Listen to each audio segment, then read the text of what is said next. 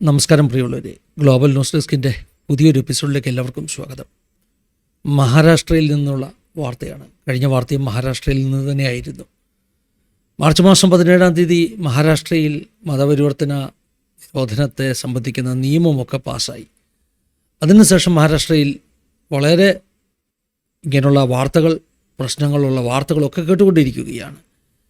കഴിഞ്ഞ 2 വാർത്തകൾ, പ്രത്യേകിച്ചും ക്രിസ്ത്യൻ കമ്മ്യൂണിറ്റിക്കെതിരെ നടന്ന ചില ആക്രമണങ്ങൾ എൻ്റെ ശ്രദ്ധയിൽപ്പെട്ടിട്ടും ആ വാർത്തകൾ ഈ പറഞ്ഞതുപോലെ മീഡിയയിലൂടെ അധികം പബ്ലിസിറ്റി കൊടുക്കേണ്ട ഒറ്റപ്പെട്ട സംഭവങ്ങളാണ് എന്ന് പറഞ്ഞ് ഞാൻ മാറ്റിവെച്ചിരിക്കുകയായിരുന്നു.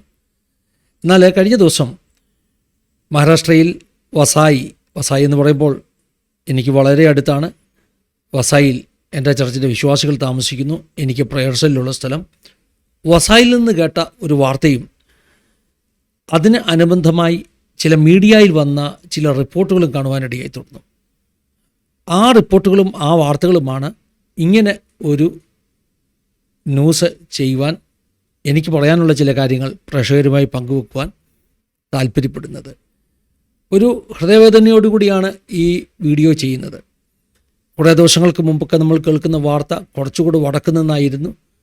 ഛത്തീസ്ഗഡിലും ജാർഖണ്ഡിലും യു പിയിലും മധ്യപ്രദേശിൽ നിന്നും ഒക്കെ വാർത്തകൾ കേൾക്കുമ്പോൾ നമ്മൾ അല്പം ദൂരെയാണല്ലോ എന്നൊക്കെ ആശ്വസിച്ചിരുന്നവരാണ് ഞങ്ങൾ മഹാരാഷ്ട്രക്കാർ. എന്നാൽ പണ്ട് ജർമ്മൻ പാസ്റ്റർ നെയ്മുള്ളവർ പറഞ്ഞതുപോലെ അവർ ഞങ്ങളുടെ വടിക്കലും എത്തിയിരിക്കുന്നു. ഞങ്ങളുടെ വീടിൻ്റെ വാതുക്കൽ വരെ അവർ എത്തിയിരിക്കുന്നു. ഇനിയും ആർ ഞങ്ങൾക്ക് വേണ്ടി സംസാരിക്കും എന്ന ചോദ്യം ജർമ്മൻ പാസ്റ്ററോട് ചേർന്ന് ഞങ്ങളും പറയുകയാണ്.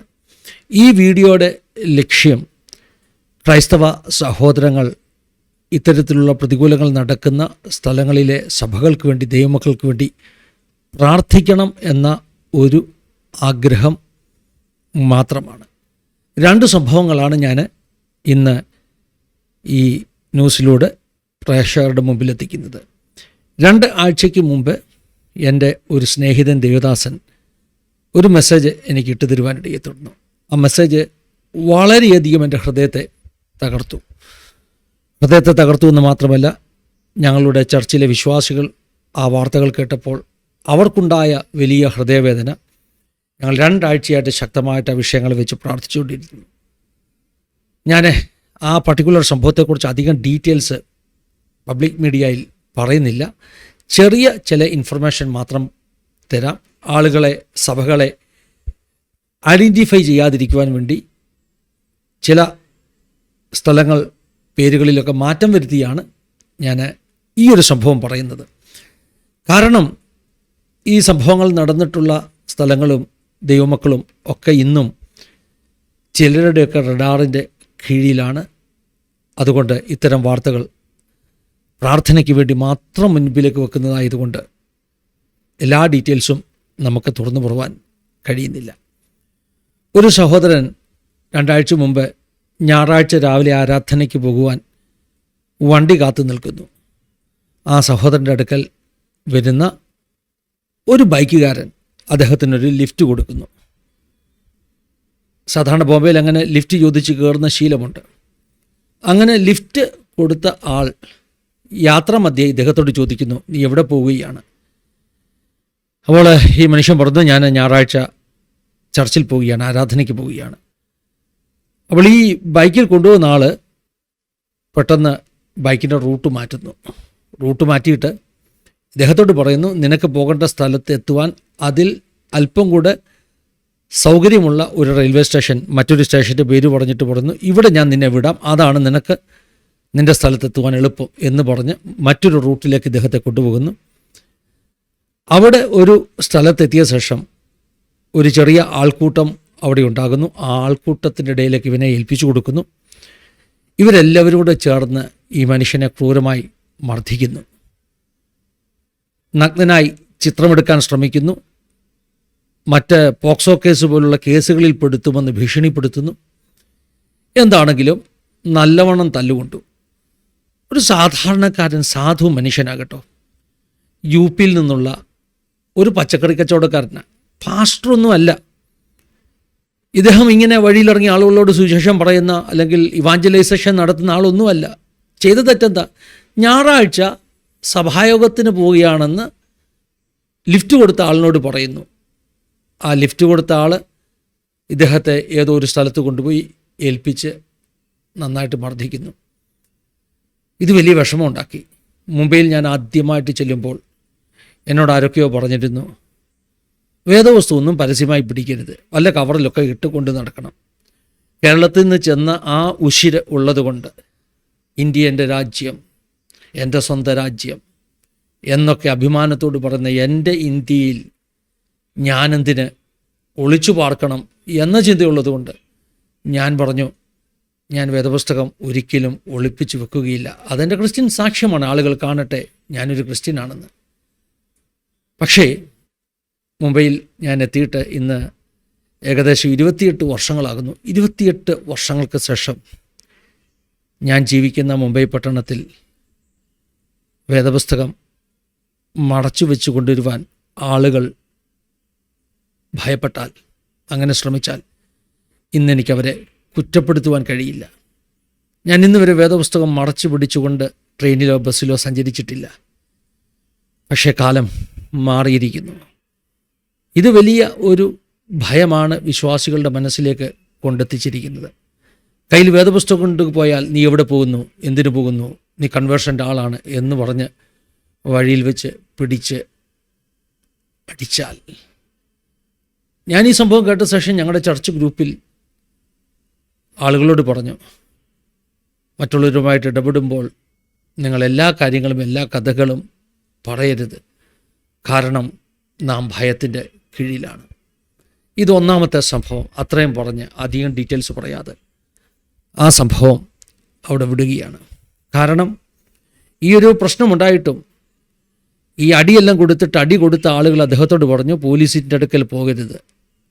അദ്ദേഹത്തിൻ്റെ വീട്ടുകാരുടെ നമ്പർ വാങ്ങിച്ചു, പാസ്റ്ററുടെ നമ്പർ വാങ്ങിച്ചു, പാസ്റ്ററെ ഫോൺ ചെയ്തു, ഭീഷണിപ്പെടുത്തി. പോലീസ് ഒരു FIR എടുക്കാൻ പോലും മടിച്ചു എന്നാണ് ഞാൻ കേട്ടത്. പിന്നീട് FIR എടുത്തോന്ന് എനിക്കറിയില്ല. ഏതായാലും ആദ്യത്തെ 2 ദിവസവും പോലീസ് സ്റ്റേഷനിൽ കയറി ഇറങ്ങിയിട്ട് ഒരു FIR പോലും എടുക്കാൻ മടിച്ചു എന്ന് മാത്രമല്ല, പോലീസുകാരുടെ വായിൽ നിന്ന് അങ്ങനെ ഒരു വാക്ക് വീണു, നിന്നെ കൈ കിട്ടിയായിരുന്നെങ്കിൽ ഞങ്ങളായിരുന്നല്ലോ നിന്നെ ആദ്യം അടിക്കുന്നതെന്ന്. അതായത് അത് കൂടുതൽ നമ്മെ ഭയപ്പെടുത്തുന്നു. അത്രയും പറഞ്ഞ് അതോടെ നിർത്തുകയാണ്. രണ്ടാമത്തെ സംഭവം ഞാൻ ആദ്യം പറഞ്ഞതുപോലെ വസായിൽ നിന്നുള്ള ഒരു അനുഭവമാണ്. വസായിലെ എവർഷൈൻ നഗർ എന്ന് പറയുന്ന സ്ഥലത്ത്, ആ എവർഷൈൻ നഗറിൽ എൻ്റെ ചർച്ചിലെ വിശ്വാസികളൊക്കെ താമസിക്കുന്ന ഒരു സ്ഥലമാണ്. വസായിൽ ഞങ്ങൾക്ക് 5-6 ഫാമിലി ഞങ്ങൾക്കുണ്ട്. ഞങ്ങളുടെ പ്രേയേഴ്സ് എല്ലാം അവിടെയുണ്ട്. പാസ്റ്റർ ഉഷ ഗുപ്ത എന്ന് പറയുന്ന ഒരു സഹോദരി നടത്തുന്ന ഒരു ചർച്ച്. നോർത്ത് ഇന്ത്യയിലൊക്കെ പല സഹോദരിമാർ ചർച്ചകൾ നടത്തുന്നുണ്ട്. അത് നോർത്ത് ഇന്ത്യയിലെ വേലയുടെ വളർച്ചയ്ക്ക് കാരണമായിത്തീരുന്നു. കാരണം ഈ സഹോദരിമാർ നടത്തുന്ന ചർച്ച എന്ന നിലയിൽ പ്രത്യേകിച്ചും മറ്റ് സഹോദരിമാർക്കും ഒക്കെ ആ ചർച്ചിൽ പോകുവാനുള്ള ഒരു താല്പര്യം നോർത്ത് ഇന്ത്യയുടെ പല ഭാഗങ്ങളിലുണ്ട്. അപ്പോൾ ഇവിടെ ഉഷ ഗുപ്ത എന്ന് പറയുന്ന ഒരു ലേഡി പാസ്റ്റർ നടത്തുന്ന ഒരു ചർച്ച്, ആ ചർച്ചിലാണ് പ്രശ്നമുണ്ടായത്. അവർ പുതുതായിട്ട് ഒരു സ്ഥലം വാങ്ങിക്കുകയോ അല്ലെങ്കിൽ റെൻറ്റിനോ മറ്റോ എടുത്തിട്ട് ഒരു പുതിയ ഫെസിലിറ്റി അവർ എടുത്തിട്ട് അത് വൃത്തിയാക്കി ഒരു ചർച്ച് ഹോളൊക്കെ ആക്കി ആരാധന ആരംഭിച്ചു കഴിഞ്ഞപ്പോൾ ബജറംഗ് ദളിൻ്റേത് എന്ന് പറയുന്ന കുറേ ആളുകൾ ആ കൂട്ടായ്മയെ ആക്രമിക്കുന്നു. കഴിഞ്ഞ ഞായറാഴ്ച സഭായോഗം തുടങ്ങിയപ്പോൾ അവിടെ ആക്രമണം ഉണ്ടാകുകയാണ്. ആദ്യമേ വാർത്ത വന്നു. ആദ്യത്തെ വാർത്ത ഈ പറഞ്ഞ ചർച്ചിനെതിരെയുള്ള മീഡിയ റിപ്പോർട്ട്സൊക്കെയാണ് വന്നത്. കൺവേർഷൻ നടത്തുന്നതിൻ്റെ പേരിൽ അതിനെ തടയാൻ ചെന്നു എന്ന വിധത്തിലുള്ള വാർത്തകളൊക്കെ വന്നു. ഇത് പിന്നെയും ഈ പറഞ്ഞ മുംബൈയും പരിസര പ്രദേശങ്ങളിലുള്ള വിശ്വാസികൾക്ക് വലിയൊരു ഹൃദയവേദനയുണ്ടാക്കിയ സംഭവമാണ്. അതായത് ഒരു ഞായറാഴ്ച സമാധാനമായിട്ട് ആരാധിക്കുവാൻ പോലും കഴിയാത്ത ഒരു അവസ്ഥ, കൂട്ടമായ ആക്രമണങ്ങൾ ഉണ്ടാകുന്നു. ഇത്തരം വാർത്തകൾ വലിയ ഒരു ഇൻസെക്യൂരിറ്റിയാണ് ക്രിസ്ത്യൻ കമ്മ്യൂണിറ്റിക്ക് ഉള്ളിൽ നൽകുന്നത്. ഈ വാർത്ത കേട്ട് കഴിഞ്ഞപ്പോൾ ഇതിനു ശേഷം ഒരു പുതിയ വീഡിയോ വന്നു. അതായത് ഏത് മീഡിയക്കാരാണോ ഈ വാർത്ത ആദ്യം പുറത്തു കൊണ്ടുവന്നത് അവർ തന്നെ ചർച്ച് മെമ്പേഴ്സുമായിട്ട് സംസാരിക്കുന്ന ഒരു വീഡിയോ. അതെന്നെ അത്ഭുതപ്പെടുത്തി. ആദ്യം ഈ അടിയും പ്രശ്നങ്ങളൊക്കെ ഉണ്ടായെന്ന് കേട്ടപ്പോൾ അല്പം വിഷമം, ഭയമൊക്കെ ഹൃദയത്തിലുണ്ടായെങ്കിലും ഈ രണ്ടാമത്തെ വീഡിയോ കണ്ടപ്പോൾ ഈ വ്യക്തികളുടെ ബോൾഡ്നെസ്, അല്ല എങ്കിൽ ഈ ചർച്ചിലെ വിശ്വാസികളുടെ ധൈര്യം കണ്ടപ്പോൾ അതെന്നെ അത്ഭുതപ്പെടുത്തി. എൻ്റെ അകത്തൊരു പ്രത്യേക ബലം, ധൈര്യം പകർന്നു. അതും ആസാദിയുടെ പ്രേക്ഷകരുമായിട്ട് പങ്കുവെക്കണമെന്ന് തോന്നി. ഞാൻ ചില വീഡിയോ വിഷ്വൽസ് കാണിക്കുകയാണ്. മറ്റൊരു ചാനലിൽ വന്ന വാർത്തയുടെ ഭാഗമായിട്ടുള്ള വിഷ്വൽസാണ്. ഇതിനകത്ത് കൂടുതൽ സംഭാഷണം മറാഠി ഭാഷയിലാണ്, ഹിന്ദിയിലുമുണ്ട്. അതുകൊണ്ട് പ്രേക്ഷകർക്ക് വേണ്ടി ഞാൻ ഈ വീഡിയോയിൽ എന്താ നടക്കുന്നതെന്ന് ഒന്ന് പറഞ്ഞു തരാം. ഈ പത്രപ്രവർത്തകർ ആളുകളോട്, ഈ ചർച്ചിൽ കൂടിയിരിക്കുന്ന ആളുകളോട് ചോദ്യങ്ങൾ ചോദിക്കുകയാണ്. ഇവിടെ ഒരു കാര്യം മനസ്സിലാക്കണം, ഈ ചർച്ചിൽ പ്രശ്നങ്ങളൊക്കെ ഉണ്ടായ അതേ സൺഡേയിലാണ് ഈ മാധ്യമപ്രവർത്തകർ ചർച്ചിൻ്റെ അകത്ത് ആളുകളോട് ചോദിക്കുന്നത്. ചർച്ചിൻ്റെ കോമ്പൗണ്ടിൻ്റെ വെളിയിൽ ബിൽഡിങ്ങിൻ്റെ താഴെയായിട്ട് വലിയ ജനക്കൂട്ടമുണ്ട്. അവർ ആക്രോശിക്കുന്നുണ്ട്, അവർ സമരം ചെയ്യുന്നുണ്ട്. മാത്രമല്ല പോലീസൊക്കെ അവിടെ ആ ഏരിയയിൽ വന്നിട്ടുണ്ട്. ആ സമയത്താണ് ഈ വീഡിയോ റെക്കോർഡിംഗ് നടക്കുന്നത്. ഇവിടെ ഒരു കാര്യം ശ്രദ്ധിച്ചാൽ ഈ ചർച്ചിലെ വിശ്വാസികളെല്ലാവരും അവിടെ തറയിൽ അടി കൊണ്ട ശേഷം, കേട്ടോ, ഇതിനകത്ത് ചില ആളുകളുടെ ശരീരത്തിലൊക്കെ ബ്ലഡ് സ്റ്റെയിനൊക്കെ ഉണ്ട്. അടി കൊണ്ട ശേഷവും ഇവരെ ചർച്ച് വിട്ട് ഓടിപ്പോയില്ല. ഇത് നോർത്ത് ഇന്ത്യൻ വിശ്വാസികളാണ്, ഹിന്ദിക്കാരായിട്ടുള്ള ആളുകളാണ്. നിങ്ങൾ കണ്ടില്ലേ, ഈ ആളുകൾ ആ ചർച്ചിൻ്റെ അകത്ത് ഇരിക്കുകയാണ്. ഇവിടെ ഈ പത്രക്കാരൻ ഒരു ചെറുപ്പക്കാരനോട് പോയി ചോദിക്കുന്നു, നിൻ്റെ പേരെന്താണ്? അവൻ പറയുന്നു, ഞാൻ ഹിതേന്ദ്ര ഗുപ്ത. നീ എന്തിനാണ് ഇവിടെ വന്നത്? അപ്പോൾ അവൻ പറയുന്നു, ഞാൻ ഡ്രഗ് അഡിക്റ്റ് ആയിരുന്നു, ഞാൻ താറുമാറായ ജീവിതം നയിച്ചവനാ. പക്ഷേ ഇവിടെ വന്ന് എനിക്ക് സമാധാനം കിട്ടി, എൻ്റെ ജീവിതം മാറി. എത്ര വലിയ സാക്ഷ്യമാണെന്നറിയാമോ? അവനോട് ചോദിക്കുന്നു, നീ മതം മാറിയോ? അദ്ദേഹം പറയുന്നില്ല, ഞാൻ മതമൊന്നും മാറിയില്ല, ഇവിടെ മതപരിവർത്തനമല്ലേ നടക്കുന്നത്, അങ്ങനെയുള്ള സംഭവമൊന്നും ഇവിടെ നടക്കുന്നില്ല എന്ന് ഹിതേന്ദ്ര ഗുപ്ത എന്ന് പറയുന്ന ചെറുപ്പക്കാരൻ പറയുകയാണ്. പത്രക്കാരൻ അവിടുന്ന് തിരിഞ്ഞ് അടുത്തിരിക്കുന്ന ഒരു സഹോദരനെ നോക്കി ഹിന്ദിയിൽ ചോദിക്കാൻ തുടങ്ങുന്നു. അദ്ദേഹം തമാശയോടുകൂടി പറഞ്ഞു, ഞാൻ മറാഠിയിൽ ചോദിച്ചു. അപ്പം പത്രക്കാരന് വലിയ സന്തോഷം. അല്ലെങ്കിൽ ഈ മാധ്യമപ്രവർത്തകൻ ഞാൻ പറഞ്ഞു, ഞാൻ എന്ന് ഇരുന്ന് നിന്നോട് ചോദിക്കാം. പിന്നെ ചോദ്യങ്ങളിങ്ങനെ ചോദിക്കുകയാണ്. ഞാൻ അവസാനമായിട്ട് ഈ വീഡിയോ ഫുള്ള് അതിൻ്റെ ഭാഷയിൽ തന്നെ നിങ്ങളെ കാണിക്കാം. മറാഠിയും ഹിന്ദിയും മനസ്സിലാകുന്നവർക്ക് ഇവർ പറയുന്ന വാക്കുകൾ മനസ്സിലാവുമല്ലോ. ചോദിക്കുന്ന ചോദ്യം ഇതാണ്, ഇന്ത്യയിൽ 33.5 കോടി ദേവീ ദേവതമാരില്ലേ? അത്രയും ഉണ്ടായിട്ട് നീ എന്തിനാണ് ഈ യേശുവിൻ്റെ പുറകെ പോകുന്നത് എന്നാണ് പത്രക്കാരൻ ഈ മനുഷ്യനോട് ചോദിക്കുന്നത്. അയാൾ പറയുന്നു, ഇതെല്ലാം ഉണ്ടെന്നുള്ളത് ശരി, പക്ഷേ യേശുവാണ് എനിക്ക് വിടുതൽ നൽകിയത്. ഇങ്ങനെയുള്ള സംഭാഷണം അവിടെ തുടരുകയാണ്. ഇവിടെ ധാരാളം ആളുകളോട് ഈ മീഡിയ പ്രവർത്തകൻ ചോദ്യങ്ങൾ ചോദിച്ചു, ചാനൽ പ്രവർത്തകൻ ചോദ്യം ചോദിച്ചു. അവരൊക്കെ വളരെ ബോൾഡായിട്ട് ആൻസർ കൊടുക്കുകയാണ്, ഭയമില്ലാതെ ആൻസർ കൊടുക്കുകയാണ്. ഏറ്റവും പ്രധാനപ്പെട്ട കാര്യം, ഈ സംഭവങ്ങളൊക്കെ നടക്കുമ്പോൾ ഇത്രയും പ്രശ്നം ഇവിടെ ഉണ്ടായിട്ടും ഈ വിശ്വാസികളൊന്നും ഇവിടെ നിന്ന് ഓടിപ്പോയില്ല. അവിടെ സൈഡിലായിട്ട് ഒരു കറുത്ത ഷർട്ടൊക്കെ ഇട്ട ഒരു മകനെ കാണുന്നുണ്ട്. പിന്നെ ചോദ്യം ആ മകനോടാണ്. അവനൊരു 12ാം ക്ലാസ് വിദ്യാർത്ഥിയാണ് കേട്ടോ. അവന് ആദ്യമായിട്ട് ചർച്ച വരികയാണ്. അവൻ പറയുന്നുണ്ട്, അവൻ്റെ ജീവിതത്തിലെ സ്കൂളിലുണ്ടായ പ്രശ്നങ്ങൾ, ഫീസ് കൊടുക്കാൻ പണമില്ലാത്തത്. അവൻ ചിന്തിച്ചു, ഈ വർഷം എക്സാം എഴുതുവാൻ കഴിഞ്ഞാൽ ഞാൻ ചർച്ചിൽ പോകാമെന്നൊരു തീരുമാനമെടുത്തു. അതുകൊണ്ടാണ് ഞാനിവിടേക്ക് വന്നത്. ആ ബൈക്കിൽ 3 പെൺകുട്ടികൾ നിൽക്കുന്നത് നിങ്ങൾ കണ്ടില്ലേ? തമ്മിൽ സംസാരിച്ചു കൊണ്ട് നിൽക്കുന്നത് കണ്ടില്ലേ? ഈ 3 പെൺകുട്ടികളുടെ അടുക്കലേക്ക് ചെന്നിട്ട് ഈ പത്രക്കാരൻ പിന്നെയും ചോദ്യങ്ങൾ ചോദിക്കുകയാണ്. നിങ്ങളൊന്ന് ശ്രദ്ധിച്ചോണം. അതിനകത്ത് ആ പെൺകുട്ടികളിൽ മാനസി ദുബൈ എന്ന് പറയുന്ന ആദ്യം ചോദ്യങ്ങൾ പത്രക്കാരൻ ചോദിക്കുന്ന പെൺകുട്ടിയുടെ ഷോൾഡറിൻ്റെ അവിടെയൊക്കെ രക്തക്കറ നിങ്ങൾക്ക് കാണാം. എന്ന് പറഞ്ഞാൽ കുറേ മുമ്പ് നടന്ന അടിയിൽ ഒരുപക്ഷെ മറ്റാർക്കോ ഉണ്ടായ മുറിവ് അവരെ സഹായിക്കാൻ ചെന്നപ്പോൾ അവളുടെ ശരീരത്തും ആ ബ്ലഡ് പറ്റിയതാണ്. മാനസി ദുബൈ എന്ന് പറയുന്ന ആ പെൺകുട്ടി എത്ര ധൈര്യത്തോടു കൂടിയാണ് സംസാരിക്കുന്നതെന്നറിയാമോ?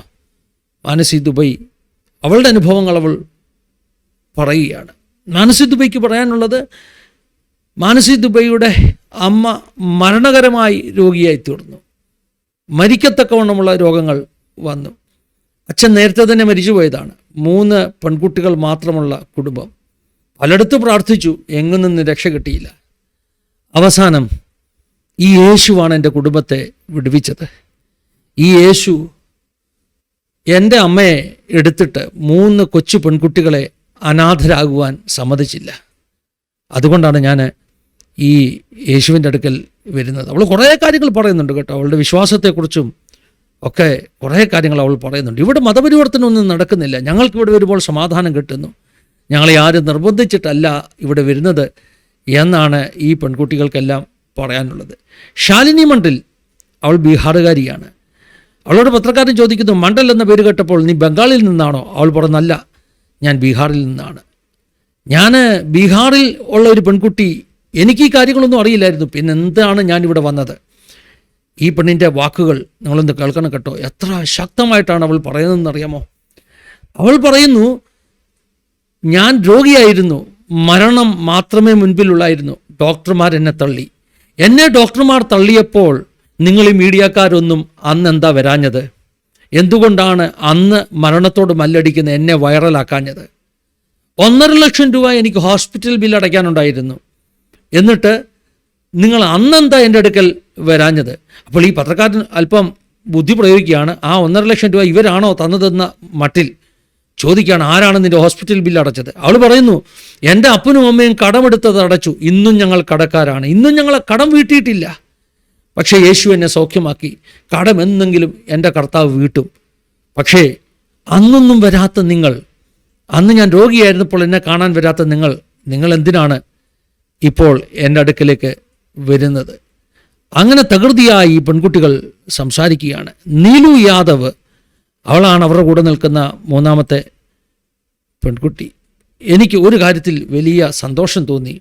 ഇത് സമാധാനമുള്ളൊരു സമയത്തല്ല കേട്ടോ. ഈ 2 പെൺകുട്ടികളുടെ കയ്യിലും നിങ്ങൾക്ക് ആ രക്തക്കട കാണാം. ഈ പറഞ്ഞ ഡുബായ്, അതായത് മാനസി ഡുബായ്, അതുപോലെ ശാലിനി മണ്ഡലിൻ്റെ ആ റൈറ്റ് കൈയുടെ ആ ഭാഗത്ത് നിങ്ങൾക്ക് ബ്ലഡ് സ്റ്റെയിൻ കാണാം. അവളുടെ ആ ഡ്രസ്സിൽ ബ്ലഡ് സ്റ്റെയിൻ നിങ്ങൾക്ക് കാണാം.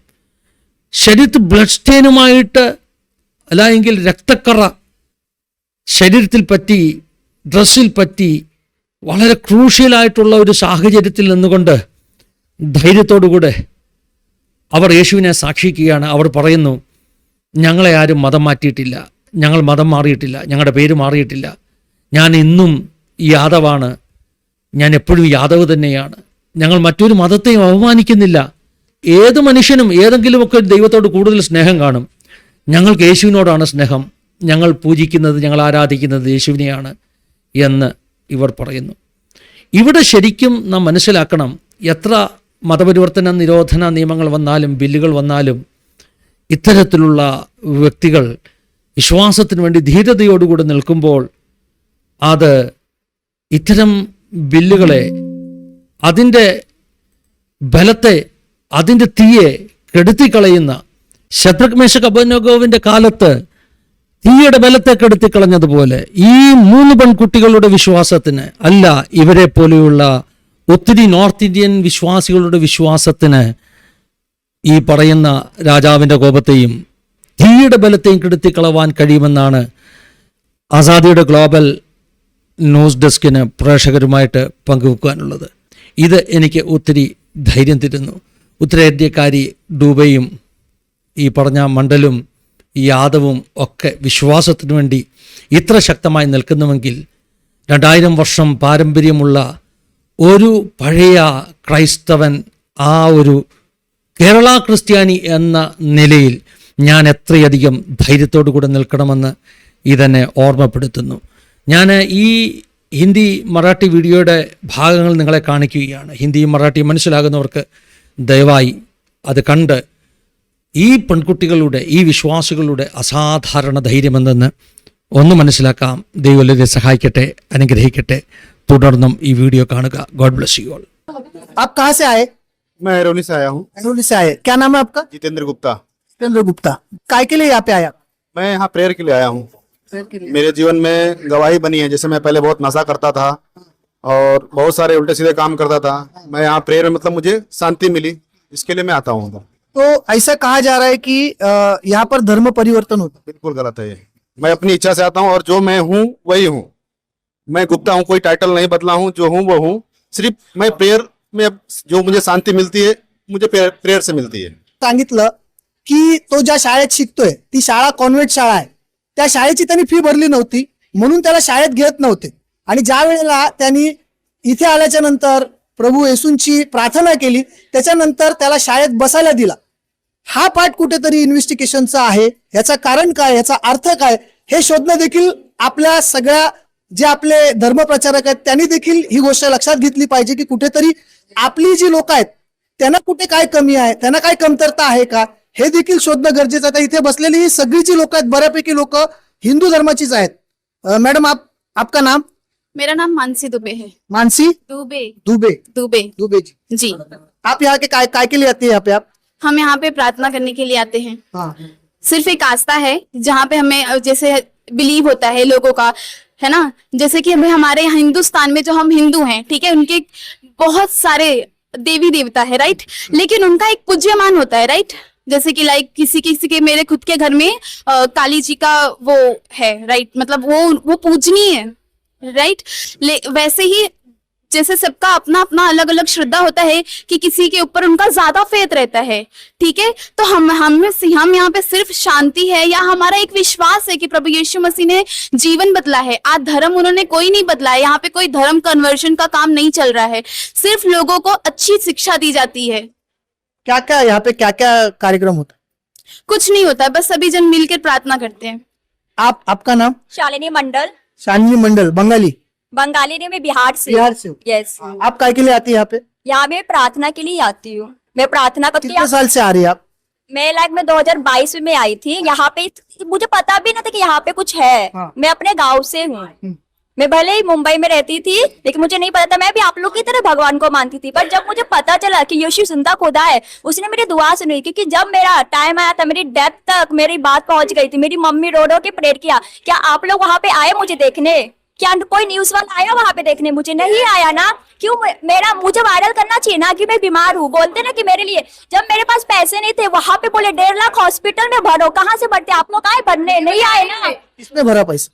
मेरे माँ बाप ने, इसलिए मैं कर्ज में डूब गई हूँ ना। अब इसलिए मैं 12th कर रही हूँ। मैं भी तो आप कर्ज में डूबे, तो यहाँ पे आने के बाद आपका कर्जा कम हुआ? ये कुछ हुआ, अभी भी कर्ज है मेरे पास, लेकिन मैं कोशिश कर रही हूँ कि मेरा प्रभु वो कर्ज खत्म तो करेगा। आपको ठीक किसने, डॉक्टर ने किया? भगवान ने किया है। मेरा मेडिसिन चला। मेरा खुदा कहता है भगवान पे भरोसा रखे, क्योंकि डॉक्टर भी यही बोला कि जहाँ डॉक्टर काम नहीं आएगा वहाँ दुआ काम आएगी। मैंने दुआ पे भरोसा रखा, यही है। और आप जान लो कि मैं बिहार से हूँ। यस, जिसने दुआ को सुना उस पे हमारी आस्था है। मैं बताती हूँ, मेरे पापा की डेथ हो गई थी 2008 की बात है, राइट। मेरी मम्मी बहुत बीमार थी, बहुत ज्यादा बीमार थी, और उस समय हमारा कोई रिश्तेदार, कोई परिवार के जन काम नहीं आए थे। उस समय डॉक्टर ने मेरी माँ को जवाब दे दिया था। एक सिस्टर थी। अब मुझे बताइए, डॉक्टर ने अगर जवाब दे दिया तो व्यक्ति किसके पास जाएगा? आस्था और विश्वास ऊपर रखेगा ना कि हाँ, कहीं कोई तो मुझे मिले जो मुझे परमेश्वर बचाए। 3 छोटे छोटे बच्चों को वो अनाथ छोड़ेगी क्या? मुझे बताइए, छोड़ेगी? नहीं छोड़ेगी ना। तो उन्हें भी उनको भी किसी ने बोला कि हाँ ठीक है, कुछ नहीं करना, बस तुम प्रार्थना करके एक बार देखो। अगर तुम बहुत जगह पे मेरी मम्मी घूमी है, कहाँ कहाँ नहीं गई है, मंदिरों में गई, हर एक जगह पे गई, न जाने कितने तांत्रिकों के पास में गई। मुझे एक बात बताइए, अगर यहाँ पे स्पिरिट्स वाला बोल रहे हैं कि ऐसे हिला डुला के वो कर रहे हैं, आज न जाने विश्व में, मैं अपने हिंदू समाज की बात करूंगी, वहां पे बड़े सारे लोग हैं जो लोग प्रचार करते हैं, भगवान के बारे में अच्छी शिक्षा देते हैं, उनके वहां पे भी ऐसी चीजें होती हैं। वहां पे जाकर कोई रोक लगाया है? वहां पे किसी ने बंद कराया है क्या? नहीं कराया ना। अगर हम विश्वास कर रहे हैं, जो इसने दुआ हमारी सुनी उस समय, हमें जिसने हमारे जीवन में कार्य किया, हम उस पे विश्वास रखेंगे। हमने किसी को छोड़ा नहीं है, हम बहुत इज्जत करते हैं। आज भी मैं बहुत गर्व करती हूँ कि मैं दुबे ब्राह्मण परिवार से हूँ, ठीक है। हमने किसी को छोड़ा नहीं है। यहाँ पे कोई धर्म, और यीशु मसीह खुद भी ये नहीं बोला कि तुम्हारा धर्म परिवर्तन कर, तुम धर्म बदलो, ऐसा करो वैसा करो, या किसी की निंदा करो, किसी की बुराई करो, जिसे यहाँ पे अंधविश्वास बोला जा रहा है। जो लोग आज तांत्रिकों के पास में जा रहे हैं, वो क्या है फिर? त्यांचं असं म्हणणं आहे की इथे तसं काहीच होत नाही. दीदी आपका नाम क्या है? नीलू यादव। नीलू यादव। नीलू यादव. आप यूपी से? नीलू यादव। यूपी से आप? हाँ, मैं यूपी से हूँ। यहाँ पे कब से आ रही? मुझे हो गया 3 साल। 3 साल. बहुत बीमार थी। तो अभी जो नीचे जो लोग कह रहे हैं कि यहाँ पे धर्मांतर का कार्यक्रम हो रहा है ऊपर, कौन कह रहा है धर्मांतर? ऐसा कुछ नहीं है, कुछ नहीं। हम अपनी मर्जी से आते हैं। धर्मांतर कहाँ से चेंज हुआ? बताओ, यादव हो तो यादव ही रहूंगी ना। कौन कहता है मैं पांडे बन गई, सिंह बन गई, ईसाई बन